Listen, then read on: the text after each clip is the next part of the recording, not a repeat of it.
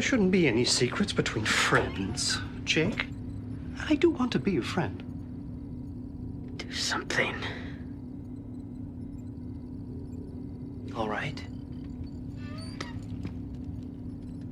We'll tell you the truth. I'm listening. We weren't supposed to divulge this, but since you left us no choice, we're working for Starfleet intelligence. Oh, no.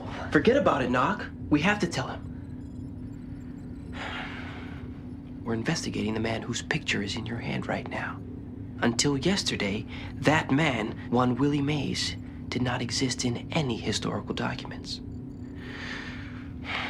Then, in the blink of an eye, that card appeared on the station. And at that same moment, a bust of Willie Mays appeared at the Hall of Fame in Cooperstown, New York. There's only one explanation. We suspect that this man is from the future. A time traveler? That's right. And so far, that card is the only link we have to him. We must find out what he's planning to do in the past, what he may have done already. We need that card. The entire future of the galaxy may depend on us tracking down Willie Mays and stopping him. I believe you. You do? Yes. That is, I believe your first story. That you're two innocent boys trying to give a gift to Captain Sisko. You're very wise.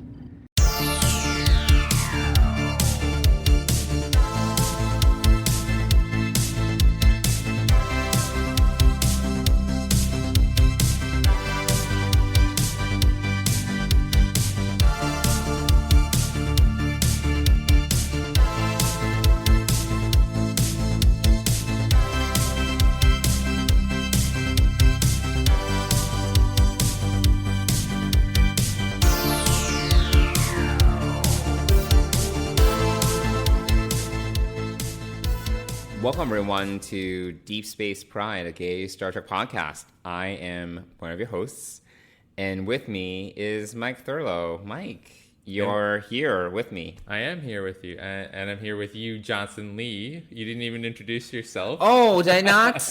So you did not. You totally skipped out. You didn't say. I didn't say what my name was? No. Oh, I didn't realize that. Well, yeah. I'm one of your hosts, Johnson, and with me is Mike.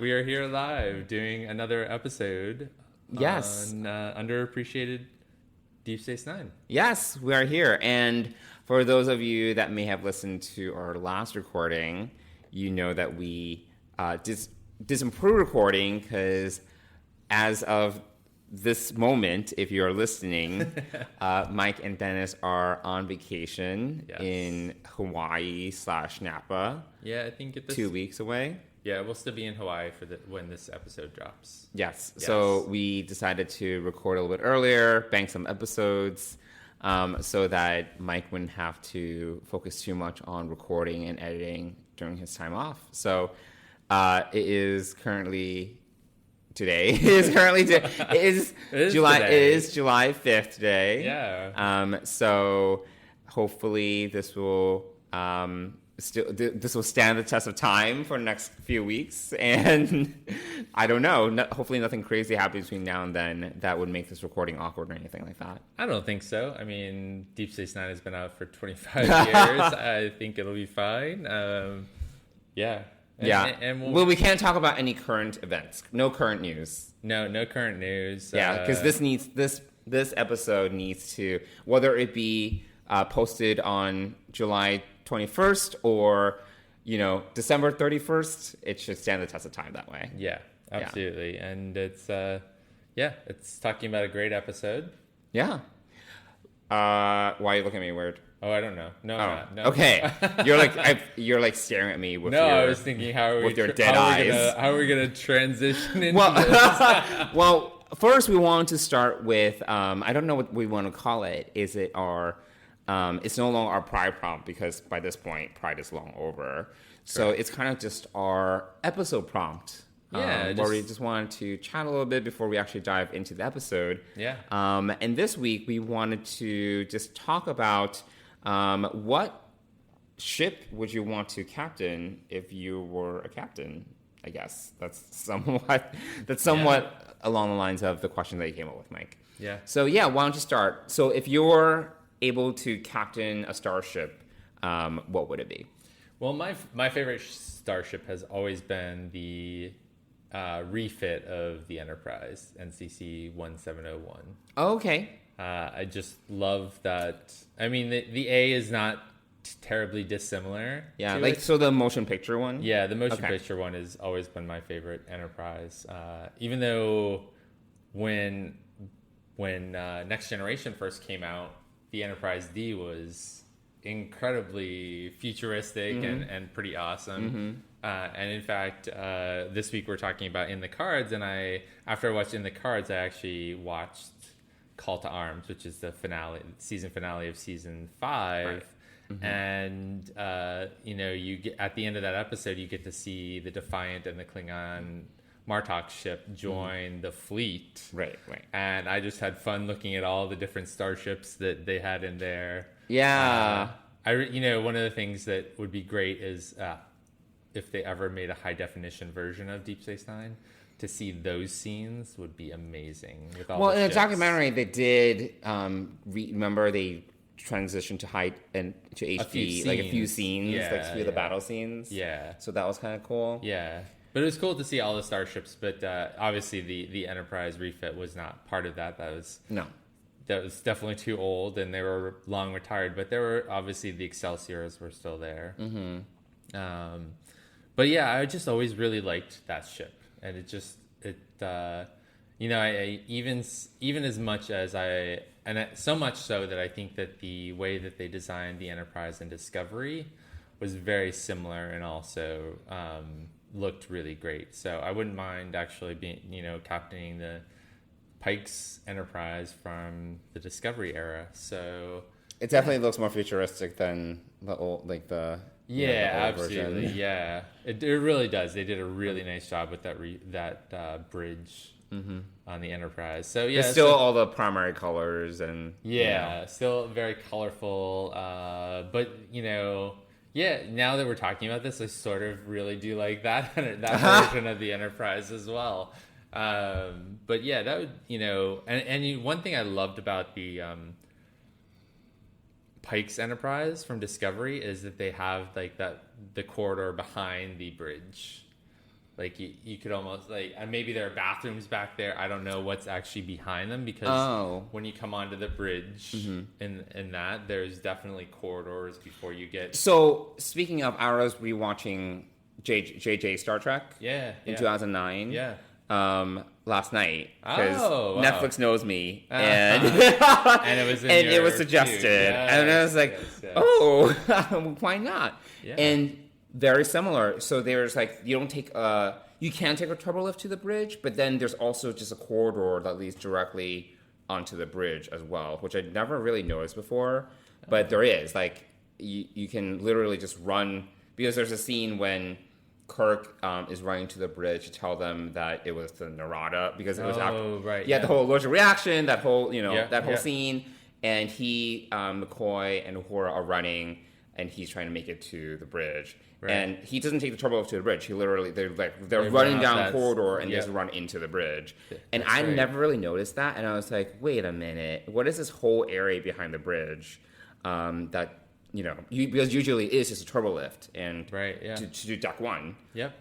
So that was also interesting because that was the first time I noticed it. Yeah, and Discovery sort of takes that off as well a little bit, with the ready room is sort of off of that, and then the eventual conference room, or is it the same thing? I don't remember, but the ready room is sort of but I don't think there's this huge. Literally, there's huge a corridor. huge section. Yeah. It looks like there's other rooms or something. Yeah, but do you remember in the middle of the JJ Enterprise that when they're in the middle, it happens? I think it's in Beyond, maybe. Or I forget which movie it was in, but you're in this circular area where you can see all the levels up. It's like this big open. It's like you're in a hotel and you're in the atrium and they're hanging on as the it's Into Darkness. I don't remember. Into Darkness. Remember when Chekhov and Kirk are hanging on as the ship loses balance and goes into the atmosphere? I think that's the scene. No, I don't remember. I need to rewatch. It's been a while. Yeah, so there's definitely this central corridor that is sort of like a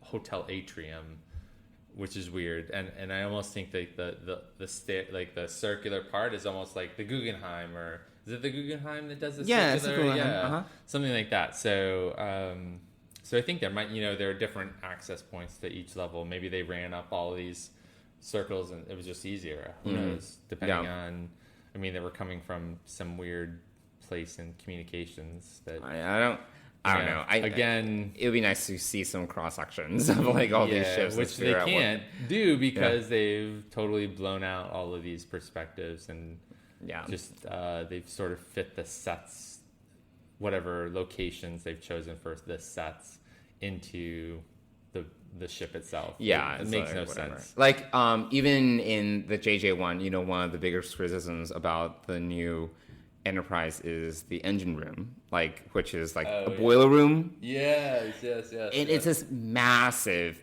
space. Yeah. And I'm like, where does this fit? Exactly. Where does that fit? And so where does it fit? And what's happening? Oh, sorry, the computer became unplugged. It's just, and I think they made that in a refinery, like a beer refinery or something like that. So definitely a weird thing. But going back to the Enterprise, so there are 3 versions of the Enterprise, but I think for me it would definitely be the refit, and then Pike's Enterprise from Discovery. Those are both beautiful ships. So I'd want to captain one of those. Okay. What about you? I think I gotta go with the Enterprise D. I thought you would. I need top of the line luxury. it is. It's like a luxury liner. I want basically all the amenities. Yeah.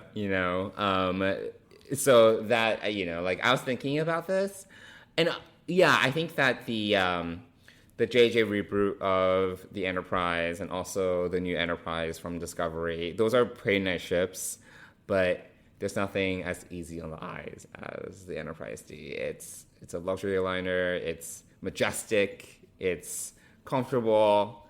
No glaring lights like there are on the JJ Enterprise. There's a lot of very bright lights. No lens flares. Yeah, it's very bright. Well, except for the reflection of the lights from seasons 1 and 2 when the lighting on the set. Yeah, it was so bad. Yeah. So, I gotta go with the Enterprise D. It's still one of my favorite ships. Yeah.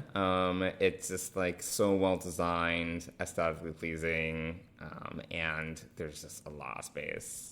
Yeah, it's definitely different. The Enterprise E sort of falls back into the It's more militaristic. Yeah. But that was also its purpose, right? Yeah. Well, is it a military or is it more of an exploration, like a deep space exploration? I thought it was similar to the Defiant, where it was meant to potentially repel a Borg invasion or something like that. All right. Yeah.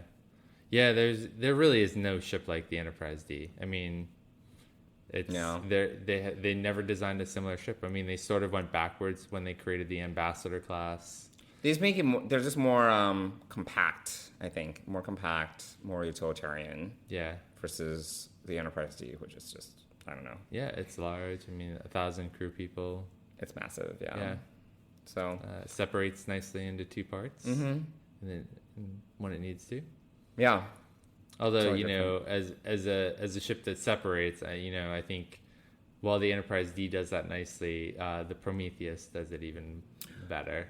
The Prometheus from Voyager? Yes, the trivector. Yes, the pattern. Prometheus, that separates nicely. But yeah. From Message in a Bottle. Correct. Yes. Okay. Yep, Message in a Bottle. Correct. Yes. Yes. A great episode. That was cool. That was a great episode, minus Andy Dick or whatever his name Which is. I liked him. He was all right in the episode. Yes. If you can get by him.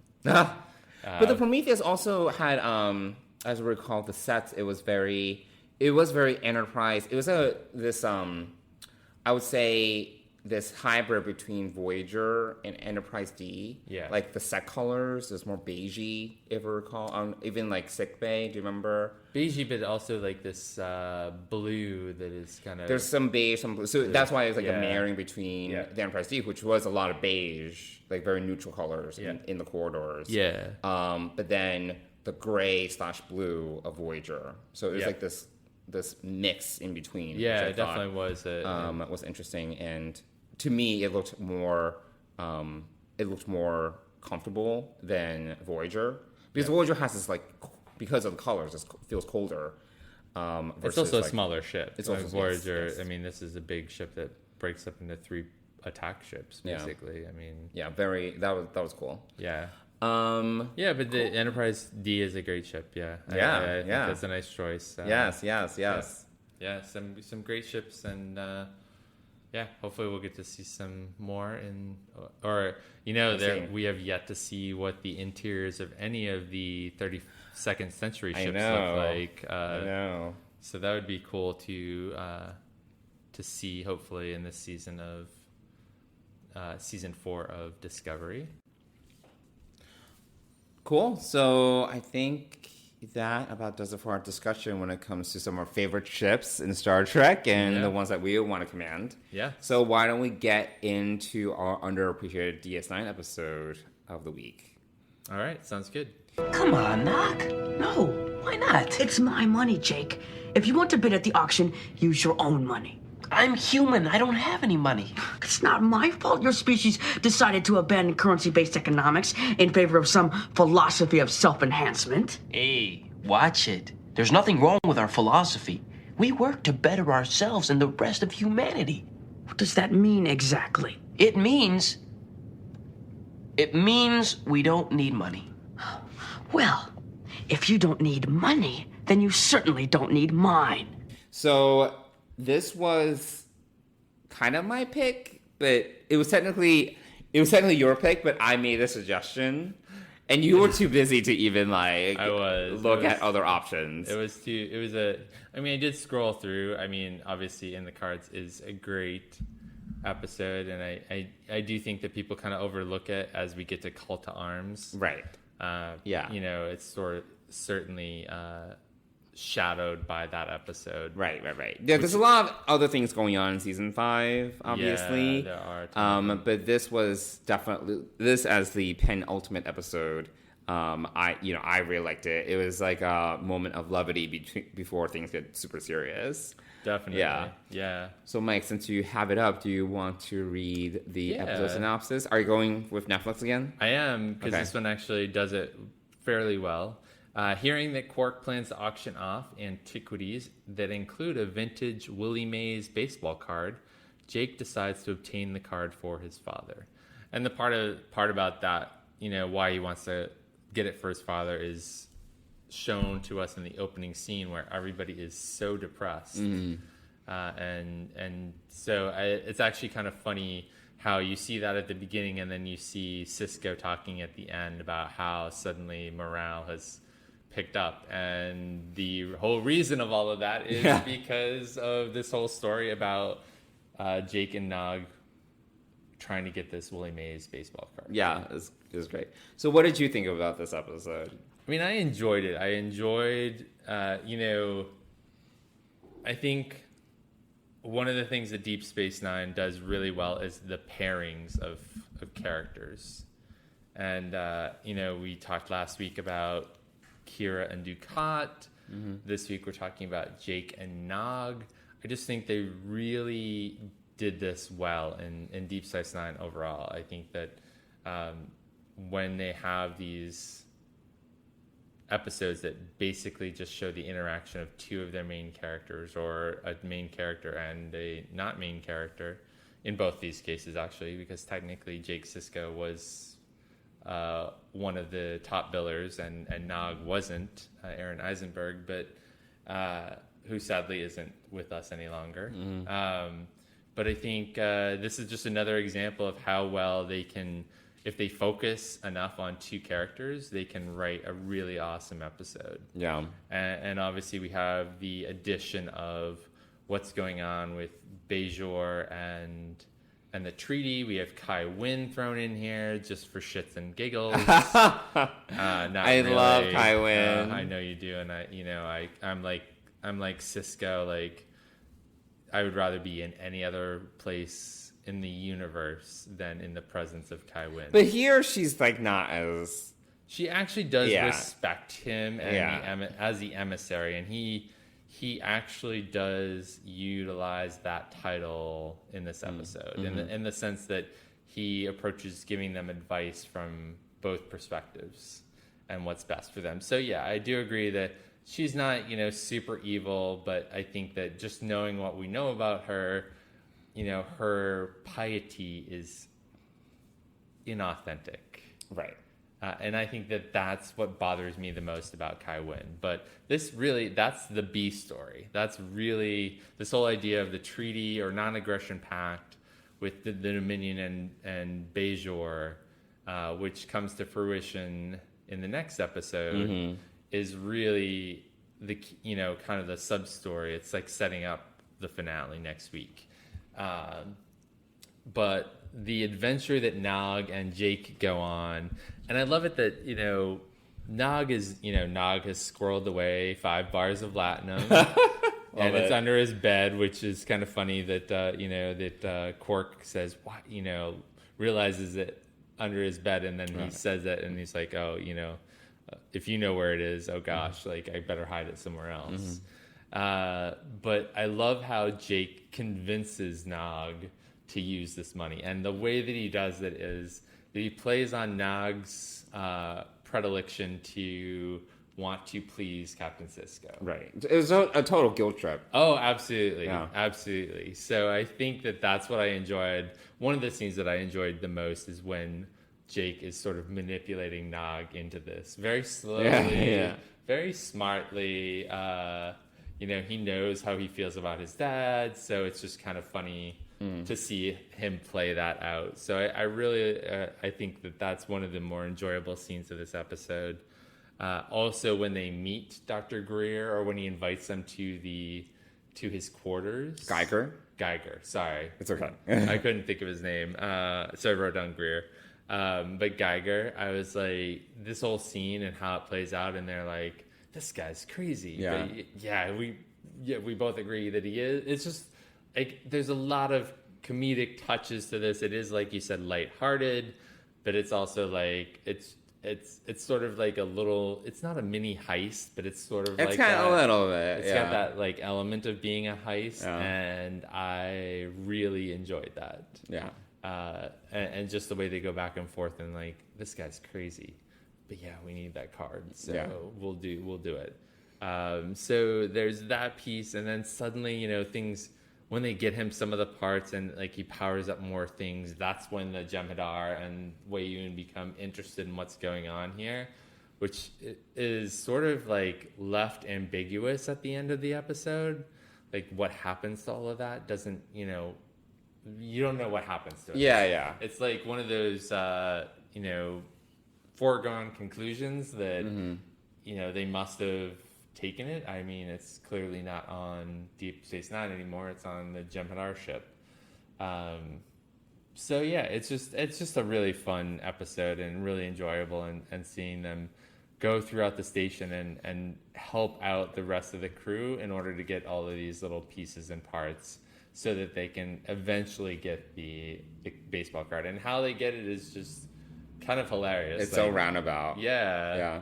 Who knew that Wei Yun was sort of that generous to like give them the card at the end of the episode? So those are some of the standouts for me. What about you? What did you think of this episode? You chose this episode. I did. I really like this episode because there are a few aspects of it that I'm a big fan of. So first of all, it kind of, and you kind of touched on this, but it totally reminds me of first of all, the A plot, B plot is very much, it reminds me of Lower Decks, the TNG episode, where you have a focus on what would usually be the B plot, like something more silly, like, you know, I don't know, like there's always a joke about like, you know, Data and Jordy go on their like, you know, weekly hijinks or something, you know, except that this is the focus of the episode. And meanwhile, you have this big thing, at least in Lower Decks, there's this big thing in the background where it was like, I think it was a Cardassian defector or something. Yeah, right. Yeah. In this case, it was Bajor potentially being courted by the Dominion to sign a non-aggression pact, which potentially could mean, you know, Bajor eventually becoming Dominion territory. So it was like, usually that would be the A plot, but in this case, that was the B plot. Yep. And instead, the A plot was the hijinks of Jake and Nog trying to get this baseball card and everything that they do to get about, you know, to actually get it. I really liked that was, it's like the inverse of what we usually get. And I think that the other thing that I really liked about this episode is it, again, kind of showcases the relationship between Jake and Ben Sisko, which honestly is one of my favorite father-son pairings of Star Trek. And we don't get that a lot.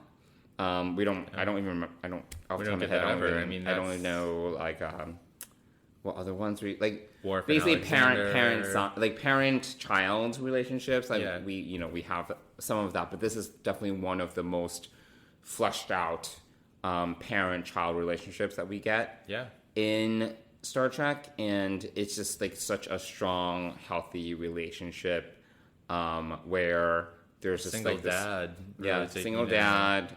They both respect each other as, you know, as two individuals, and here Jake is just going above and beyond to kind of just cheer up his dad.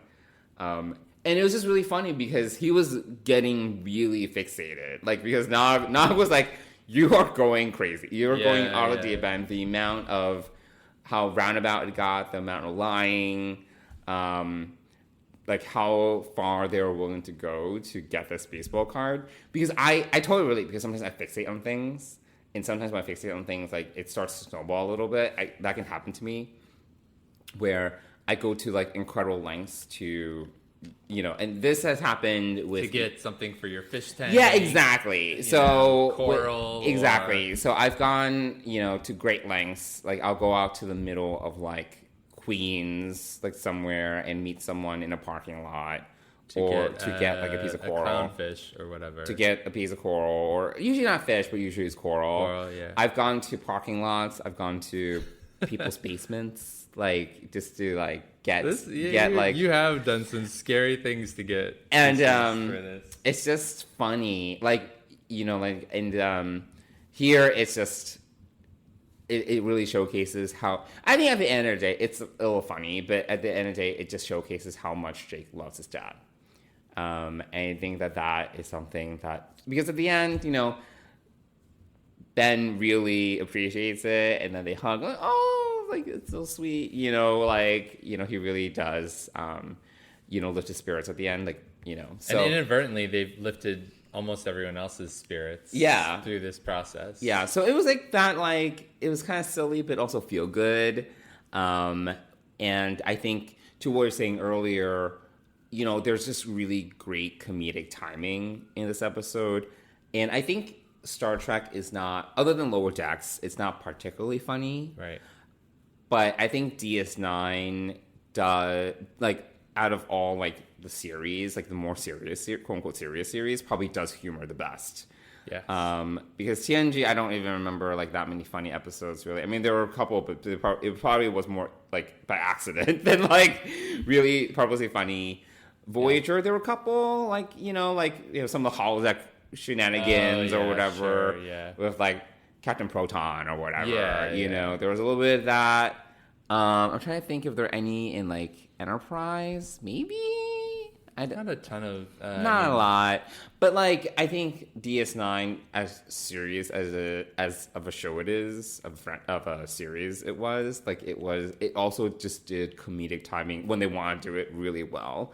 And this is just one of those examples where, like you just have like an interesting setup, eccentric characters. Like Dr. Geiger, he was just like crazy. He was crazy. Yeah, just like so weird. Soulless minions of orthodoxy. Yeah. I was just like, what is happening? It was just like, it was just like a good formula for just humor.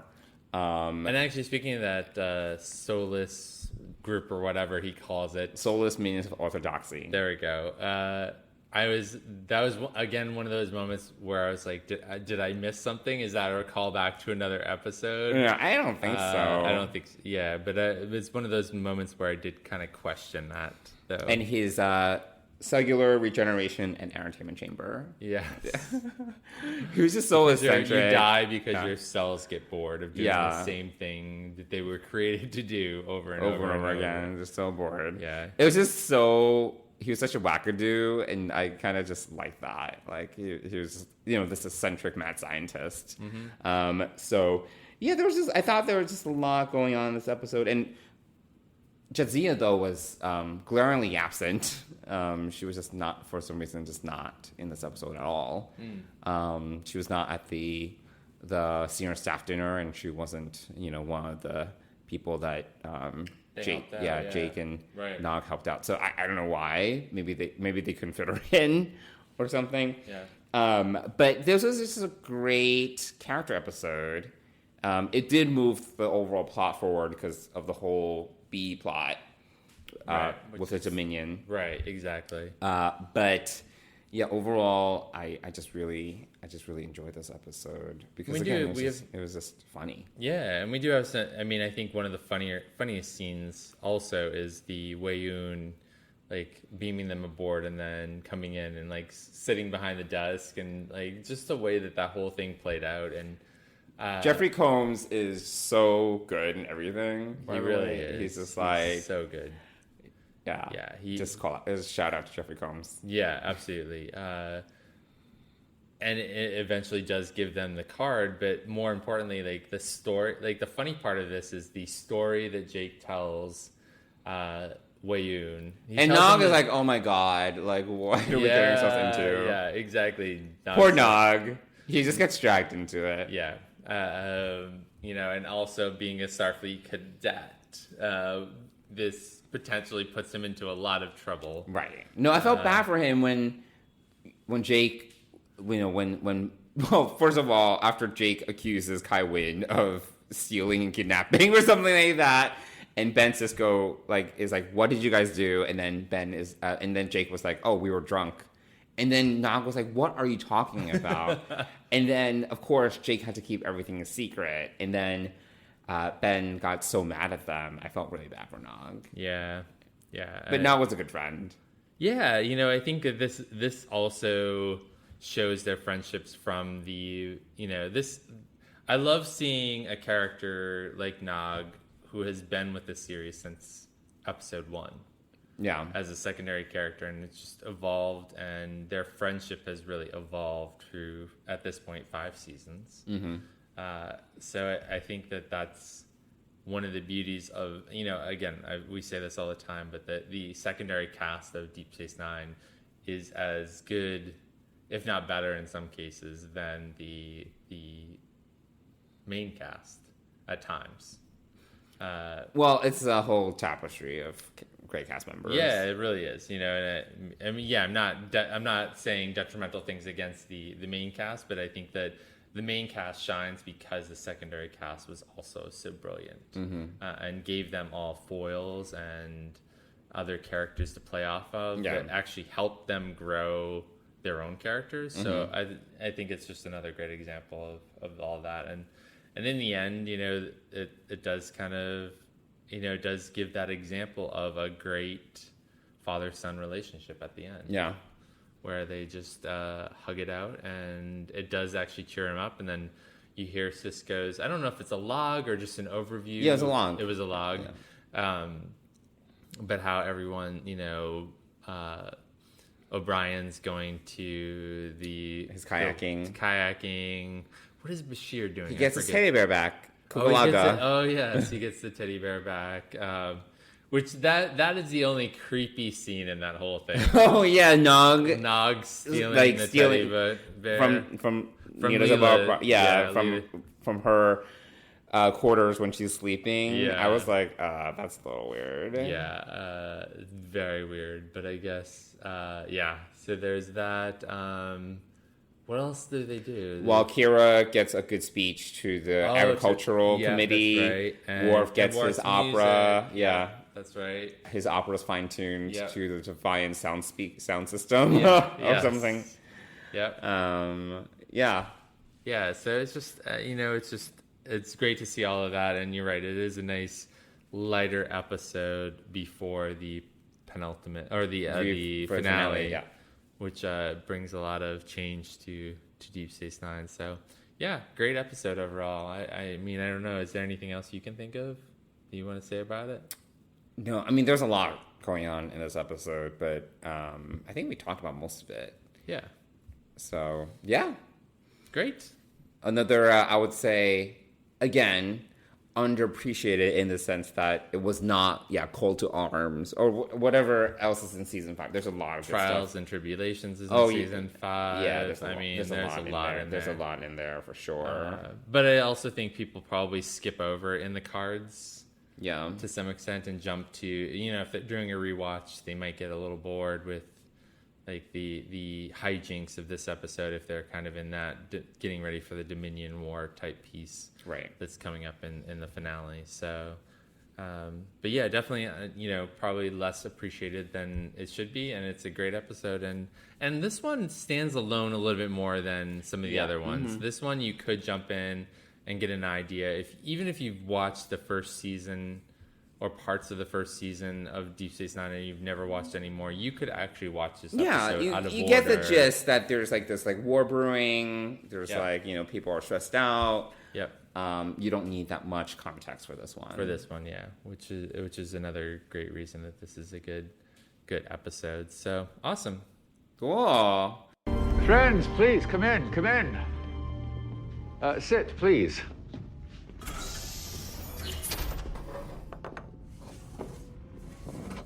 I gave the rest of the crew the evening off to recuperate, but I asked all of you here because we work most closely and have not had a moment. In fact, we have lost quite a few. Almost every culture has a ritual that gathers its moments when it can, holds them dear. A time to take the measure of loved ones and what we have all accomplished together.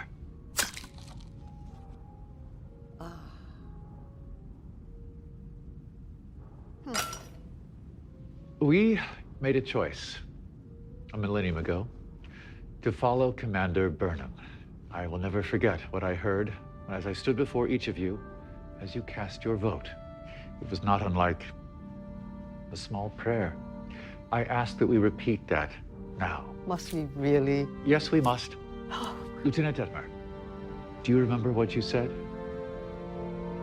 I said I. I said I. I. I. I, sir. I. I never said I. But I'm here. I. Hi everyone, Mike here. This past Tuesday, Star Trek Discovery Season 3 arrived on Blu-ray, DVD, and limited edition Blu-ray Steelbook, with over 2 hours of special features including producer interviews, writer's logs, and behind-the-scenes moments. And you can win a copy of it along with a special Season 3 poster by checking out the post on our Instagram and Twitter pages, which is at Deep Space Pride. You have until Saturday, July 24th to enter, and we'll randomly select 3 winners then. Deep Space Pride was also lucky enough to receive an offer for an interview with actor Doug Jones, who plays Captain Saru. So I took the time while on vacation to speak with Doug, who is an absolute pleasure to talk with. This was a phone interview, so the quality isn't the best, and the interview cuts in just after I explained to Doug that Dennis and I had arrived the night before in Hawaii after almost 24 hours of traveling. I also told him that I was speaking to him on our hotel roof deck overlooking Waikiki. So listen in. At Waikiki Beach right now, and I'm talking to Doug Jones. So thank you so much for taking the time today. Well, thank you for letting me be a part of this lovely scenario you just painted. It's okay. Well, and first of all, I'm one of the co-hosts of Deep Space Pride, a gay Star Trek podcast. Mm-hmm. And we started this podcast. We're up to episode 42, and we started it during the pandemic. And so that's sort of been our Star Trek adventure. But what about you? How have you and your family and loved ones been during this pandemic time? Yeah, plodding through, going through our waves of anxiety here and there, as people do, but still, I think finding hope and looking to the future with hope in our hearts that things will get better, and they have been. And we've been adapting, and I mean, just the fact that we're back at work on season 4 of Star Trek Discovery, with health protocols in place and going through some extra measures, but still getting the job done. It's like, okay, then we can continue with life. I think we can. Yeah, you've been out there since November, or I mean, probably on and off. But no, I've been more on than off. Yeah, I because of the border, crossing the border, with it was problematic during the COVID time. So it was just, once you're here, you stay here. So I've been here for a long time. Wow. Well, how has filming been going? How has life been up there with the cast and crew?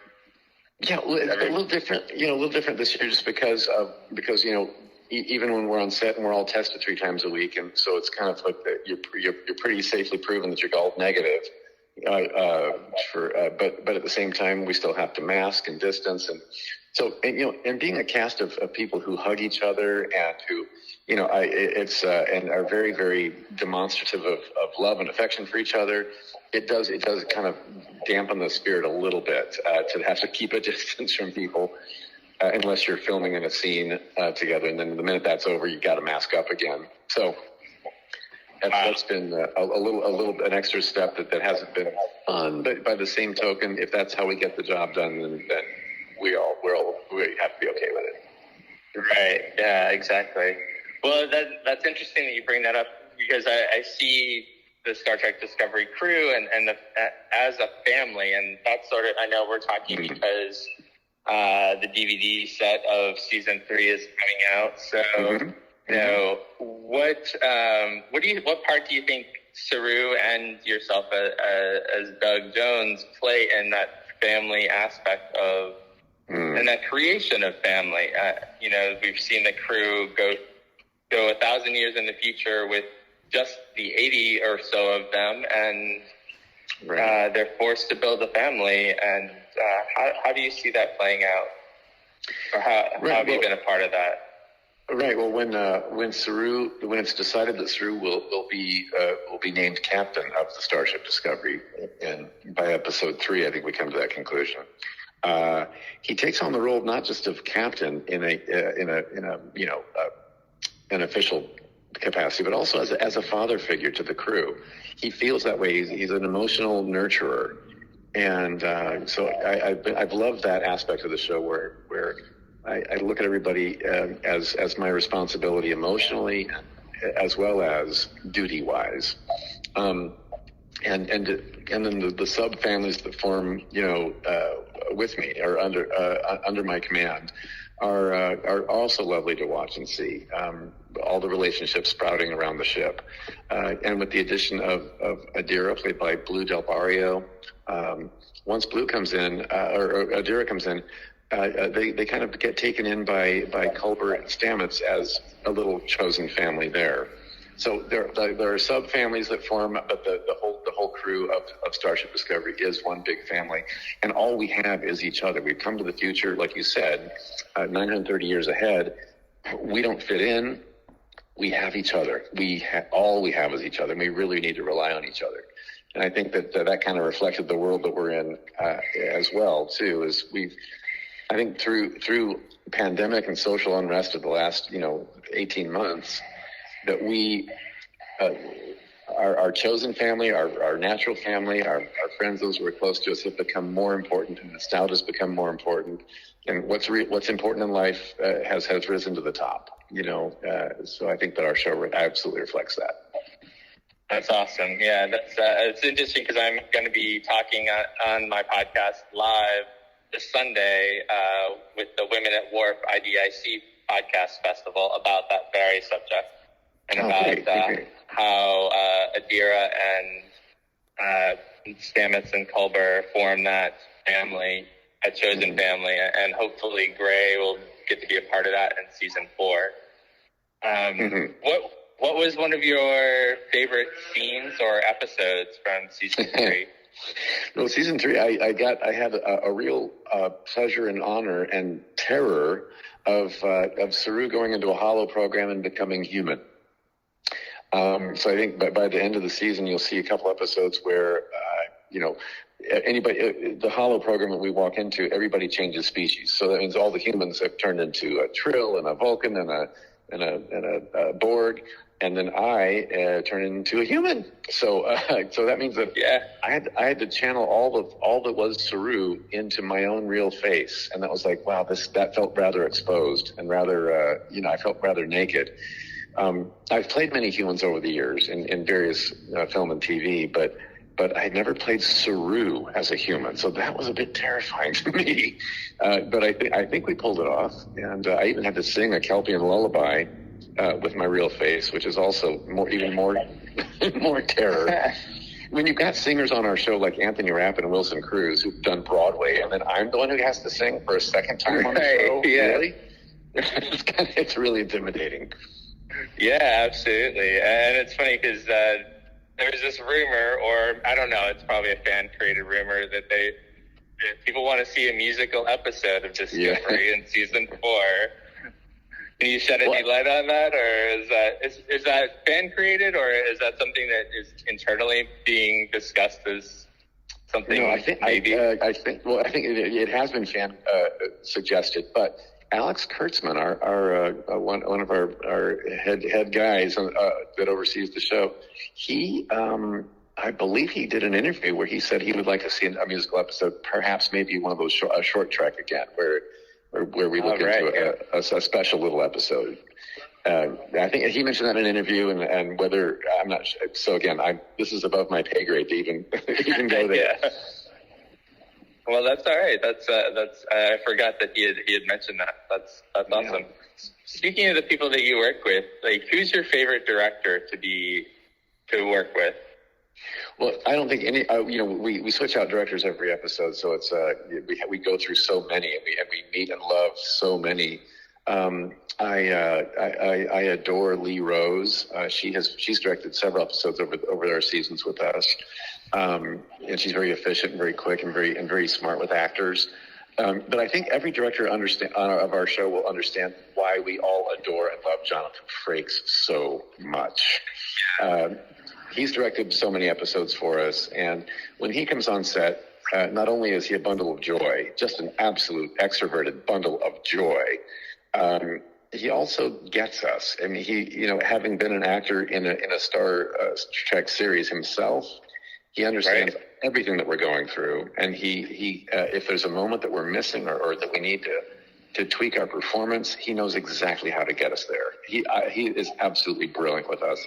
And I think every other director will understand why he might be a favorite of ours. Sure, yeah, absolutely.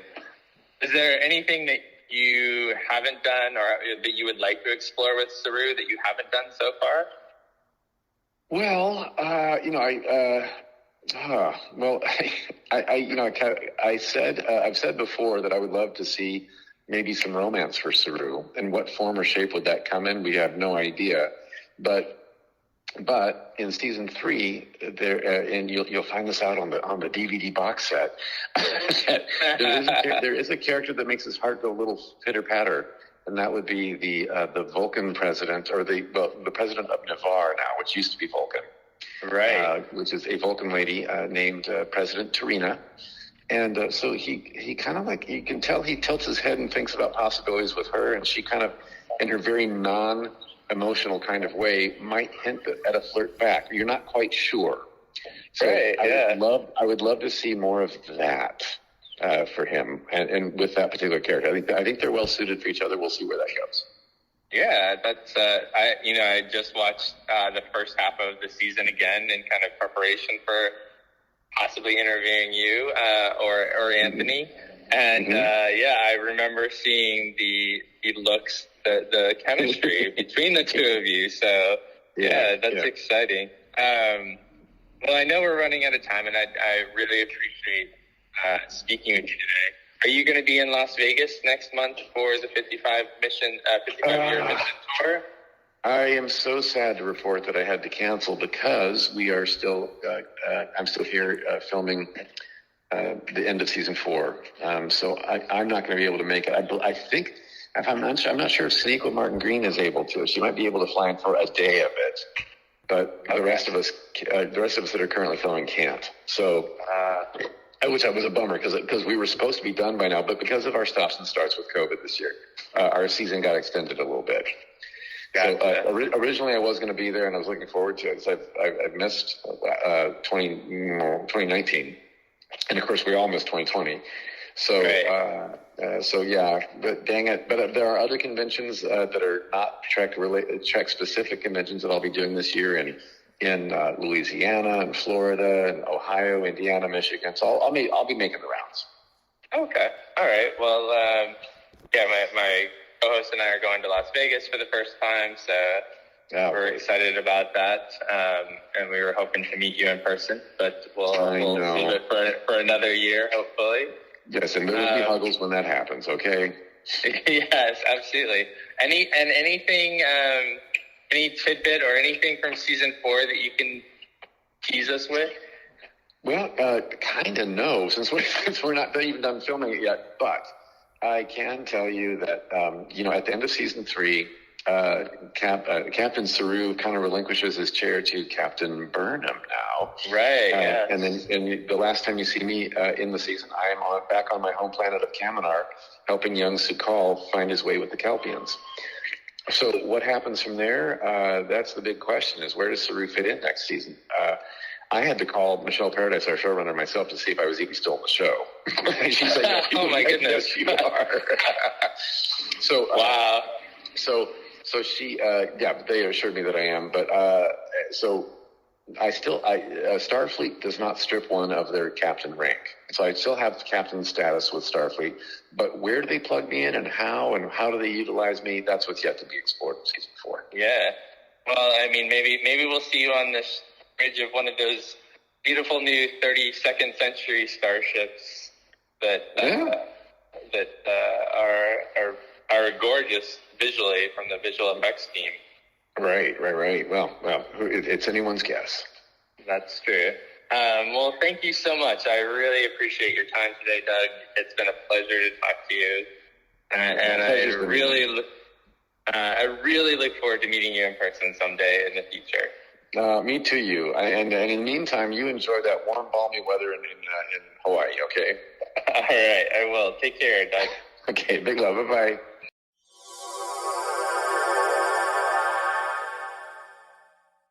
Well, I think that about does it for this week's episode. Mike, do you want to talk a little bit about our sponsor? Sure. Everybody knows that Fansets is our sponsor for the Trek Geeks Podcast Network and for Deep Space Pride. Just to share a couple of new pins that came out July 1st. And there are more coming out on July 15th. I think more of this anniversary collection. Now, you can get the whole anniversary collection as one set, but if you only want a couple of pins, then you have to wait. They're slowly releasing them throughout the summer. So July 1st, they released the 35th anniversary Star Trek 4 pin and the 30th anniversary of the Undiscovered Country pin. Is the Star Trek 4 one a whale? It is not. It is the Klingon bird of prey. So the main feature of each of these, besides the title of the film and the number of years, is a ship. Okay. So they do have... I want my whale. the Star Trek Beyond 5-year pin, which they released earlier or back in June, has the Franklin as their pin. I don't as the ship on Star the Trek pin. 5. I don't remember. Star Trek 5. No, Star Trek Beyond. Oh, Star Trek Beyond. It's 5 years since Star Trek Oh, Beyond. I totally misheard you. Yeah, no, Oh, dear. no. And then the original Enterprise is on the 55 years Star Trek anniversary pin. Okay, that makes sense. Yeah, absolutely. But you can get all of those. So you can buy them individually, or if you buy them all together, it becomes a 7-pin set because you get this special Enterprise on a like red, yellow, and blue background. It's actually really, I like the artwork that they used for this. It's a lot of pins. It is a lot of pins, but it's a nice set, and you can get that for $59.95. And if you use the code DS Pride, you can save 10% off of that, and it will ship for free in the US. Right. So 2 bonuses there. But if you only like a couple of the pins, you can get them as they slowly come out throughout the summer. But definitely check out Fansets. Support them. They support us and the Trek Geeks Podcast Network. And we thank Fansets for being our sponsor. Thanks, Fansets. Cool. All right. Well, that's another one for the books. Mike, how can our listeners find us on digital mediums? Sure. You can follow us on Instagram and Twitter at Deep Space Pride, or you can send us an email. We'd love to hear from you and tell us some of your underappreciated episodes of Deep Space Nine at deepspacepride@gmail.com. Awesome. All right. Well, thanks for listening, everyone. We will talk to you all soon. See you next week. Bye.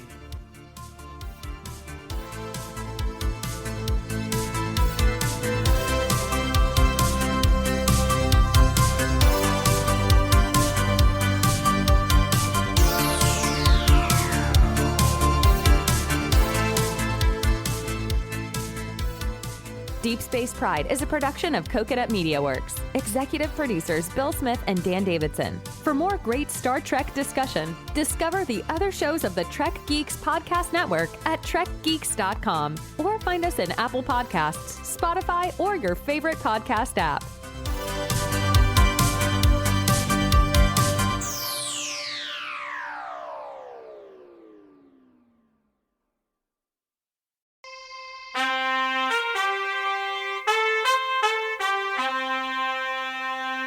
Coconut.